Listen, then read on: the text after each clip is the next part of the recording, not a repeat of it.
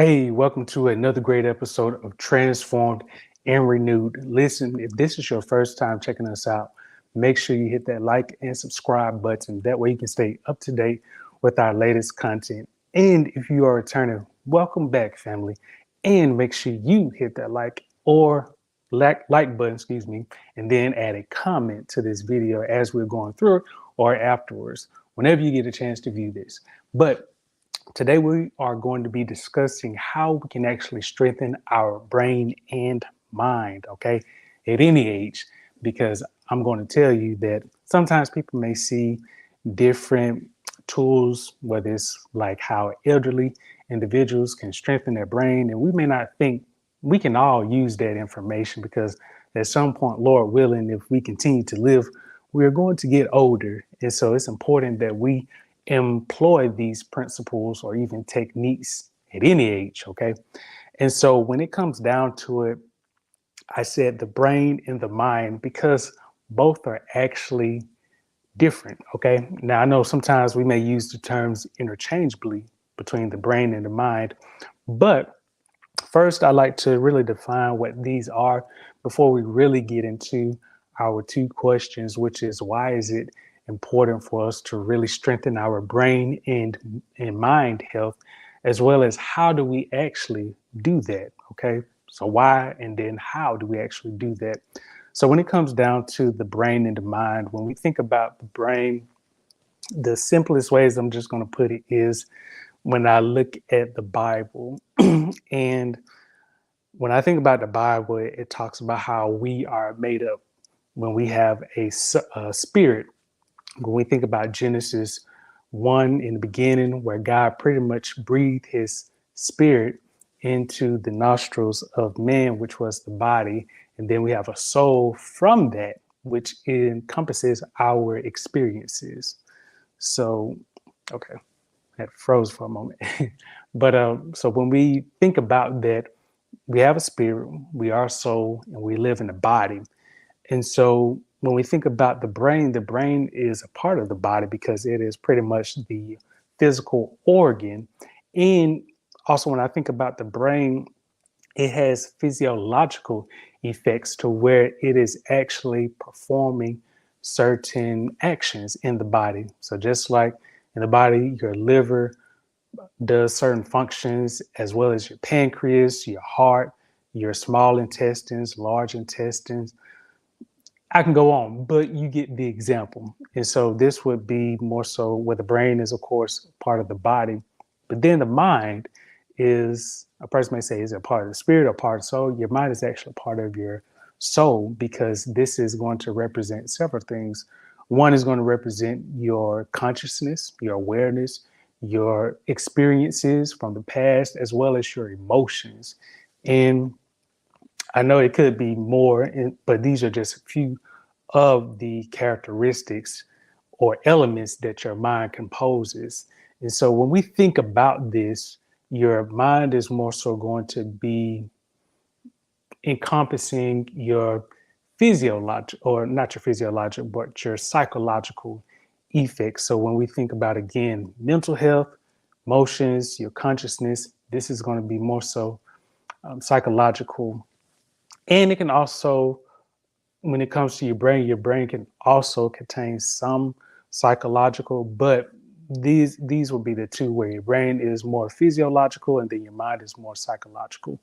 Now, again, I'm doing more research when it comes to these areas. So, this is what I'm sharing with you as of to date. But I want you to know that we are going to keep building upon this. And if for any reason, I find any information that I shared and wasn't accurate, I would definitely come on and let you know, like, hey, found this, correcting myself from last time. So that way you know that I'm not coming on and just sharing like this is it. But this is just going based off of my research and some studies. So we've kind of covered that base about the brain and the mind.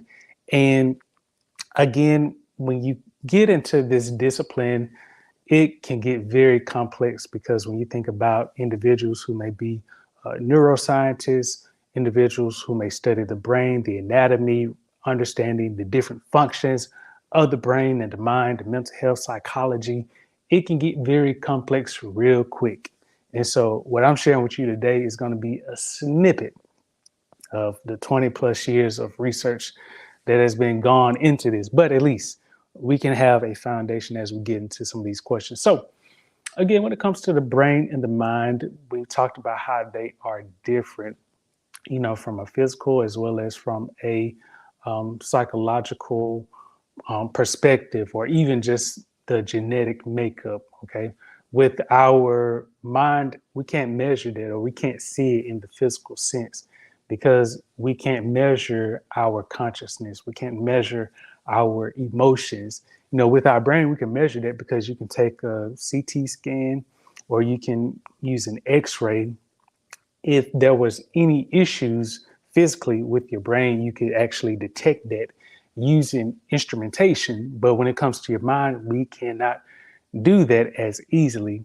And that is where things can get tricky, but there are also some ways that can detect, okay, what the mind is doing through the brain. Some ways have been detected through different studies where people would have people undergo or use certain things in the clinical trials to really evaluate, okay, if a person is thinking this way or they have this type of feeling, and it's also being produced in the brain, which I know the term is called neuroplasticity. We can have changes in brain activity to where it can be caused by intrinsic or extrinsic factors that cause positive or negative reactions. So again, this is just ways how some individuals have started to look at how they can actually measure activity that is going on in the mind and the brain.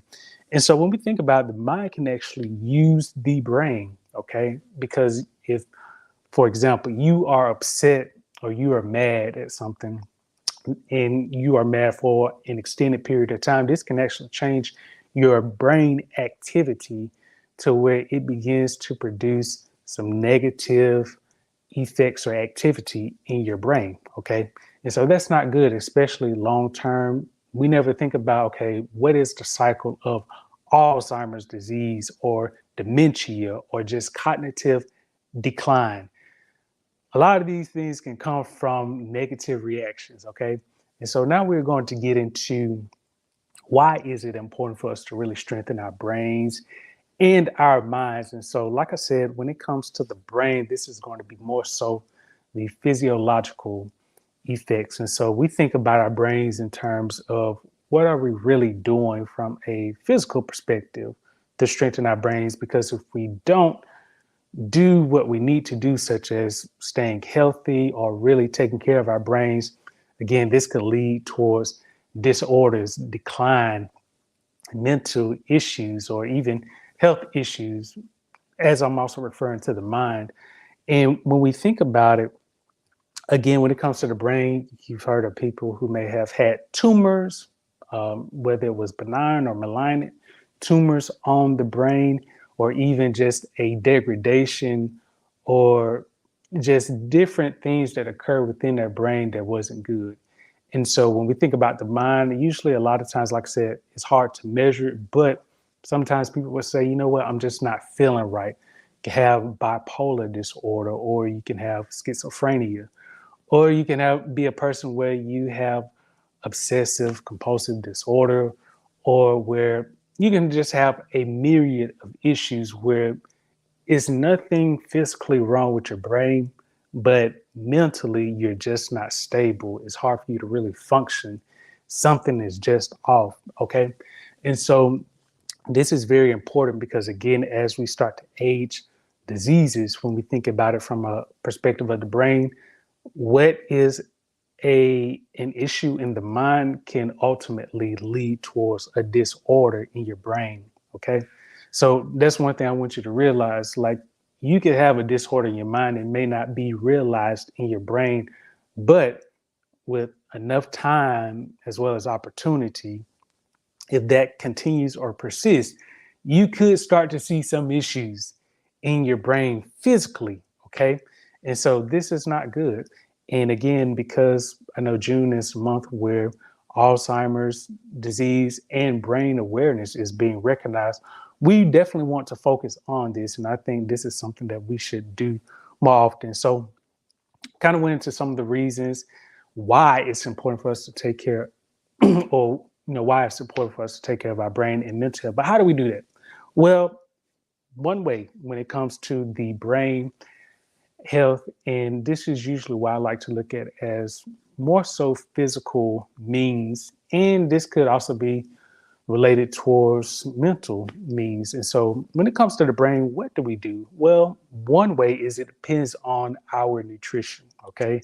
What are we really eating? Food, stored energy is why I like to refer to foods as stored energy. Not all stored energy is going to produce a positive effect. Okay. And so when it comes down to this, we have to really understand, okay, what foods are going to fuel my brain that are going to produce some good positive activity. And if you didn't know, I think probably a while ago I shared an article, but some foods that are known to be good for brain health include berries because they contain a lot of antioxidants and they contain a lot of vitamins, minerals, phytochemicals, from the skin or the pigment of the berries, the skin that you can actually eat. So like blueberries, wild blueberries, cherries, strawberries, blackberries, you name it, they contain so many benefits that many people are just unaware of, but they can actually help with your cognitive behavior, improving that, as well as greens. Okay, so berries, greens like kale, bok choy, chard, broccoli, cabbage, horseradish. Yes, these are greens that you need to incorporate in your diet. Okay. And I want to say chocolate, don't quote me on that, but I think dark chocolate, okay, may have some antioxidant properties that can be beneficial for your brain health. And I'm just trying to think off the top of my head because I was looking at this article, but those are just a few things. And I believe popcorn, but again, don't quote me. So dark chocolate, popcorn, don't quote me on that, but I think they had some properties that can help with brain health.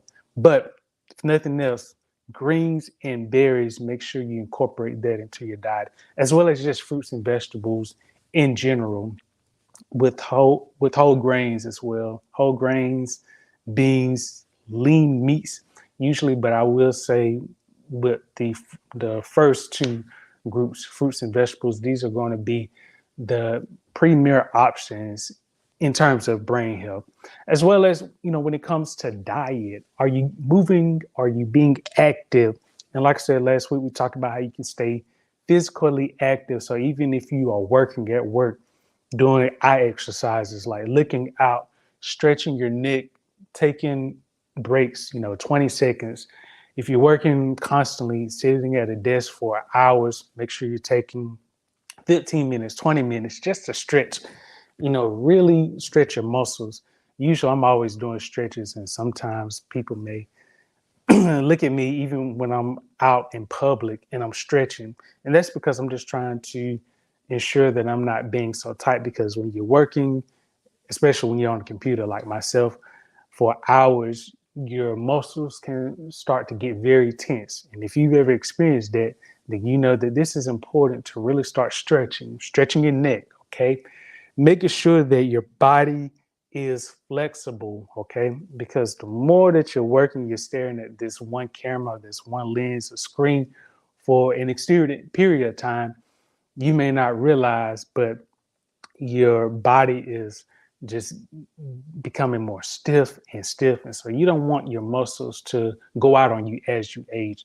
And so it's important that we really incorporate some of these means. And then along with that, exercises, are you keeping a consistent routine, just getting active, whether you're walking outside, getting some sunlight, or even really just getting a part of a health club or a gym membership to where you are holding yourself accountable for staying active. And so these are some of the things that, again, they can actually help when it comes to your brain health. And then, yes, sleep. Sleep is very important. And you can't work every hour for the money. Okay. There are some times where you just have to say, you know what, I've worked for this day. This is how much time I'm going to devote for sleeping because I really need to get it for my body. Because at the end of the day, there's always going to be work. People, there is always going to be work. Okay. But we don't know when our time is coming up. Okay. In terms of leaving here. But you don't want to shorten that time because you're not taking care of yourself. So it's important that you get some good quality sleep as well as socializing and even activities that are strengthening your brain. Usually I like to do like different types of board games or just brain stimulating activities to where my brain is being challenged, whether it's, working with numbers or even puzzles. These are ways that helps to keep your brain challenged and to keep that neuroplasticity in good standing versus it going down. Okay. And so transitioning to the mind, what are some ways that we can strengthen our mind?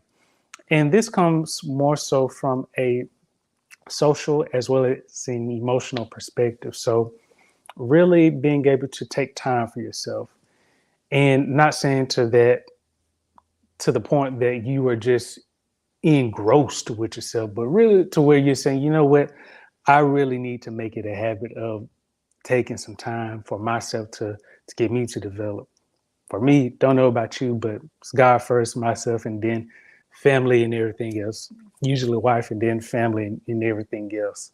But for you, it may be different. But regardless, and you may ask, well, where did I get that from? Well, I get that from scripture where it talks about love the Lord.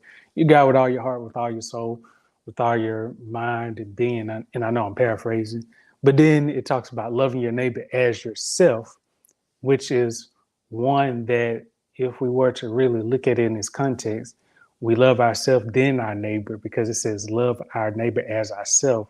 Well, how can we love our neighbor? Well, first we have to love ourselves. And when we love ourselves properly, then that will translate to us loving our neighbor, which means that we're taking care of ourselves, we're speaking life over ourselves. So we do that for our neighbor.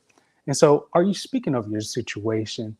And I wouldn't say that this is where you're trying to affirm, but this is where, at least for me as a Christian, I just take the word of God as God has said it in this context, and I just apply that. If God told me, hey, I am a holy priesthood, a royal nation, I believe that I am that, and that I am not special apart from anybody, but that word applies to all of us, especially as believers in Christ, which means that doesn't make me superior to anyone.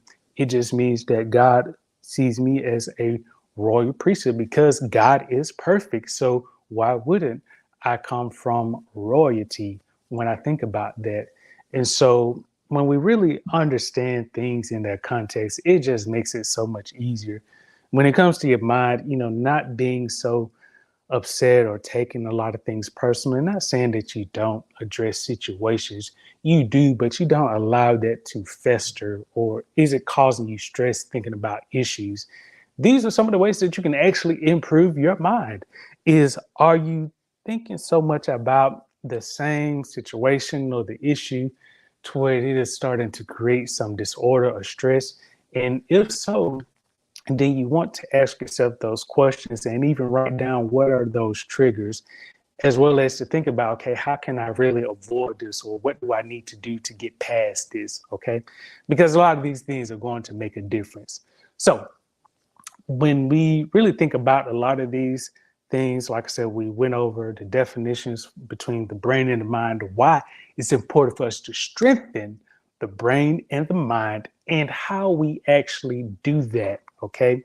So you have some tools that you can actually employ today. Okay. And so once you actually do this, you will actually see some changes for the best. And it's important to always track, okay, how is my brain and my mind health doing? Okay. Am I really getting physical in terms of staying active? Am I really getting the proper diet in? Am I sleeping correctly? How is my air quality? Okay. Because air can also play a factor in terms of your brain health as well as your mental health. If the air is putrid, or not to say that is just rank, but it could be contaminated. That can also affect your brain health. Okay. And so when we think about a lot of these factors and we relate it to, okay, how does that impact my brain health, as well as 5, 10 years down the road? What am I doing to ensure that I am strengthening my brain for some long term health?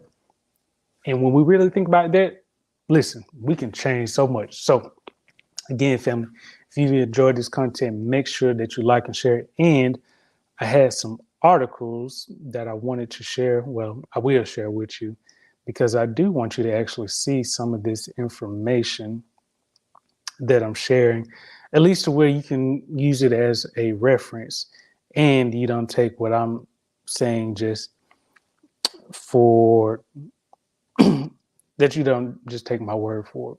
So, as you can see, this is just an article talking about physical activity and brain health.